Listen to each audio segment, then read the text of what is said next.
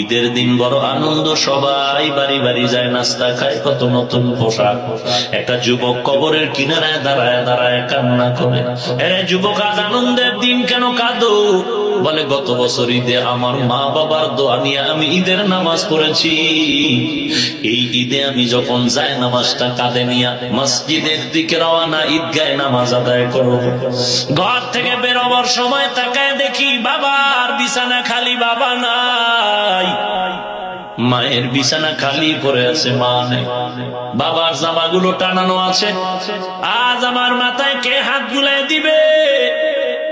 কে আমার জন্য একটু দোয়া করবে? কেউ নাই। এরে আল্লাহর গোলাম, কয়দিন আর দুনিয়ার বাহাদুরির মুমিন। এই জীবনে কত যুবকের জানাজার ইমামতি করলাম, কত যুবক কবরে দাফন করলাম। তুমি আর কয়দিন বাহাদুরি করবা? লেখাপড়ার হালাতে পরীক্ষা দিছে, রেজাল্ট বের হওয়ার আগে মরে গেছে।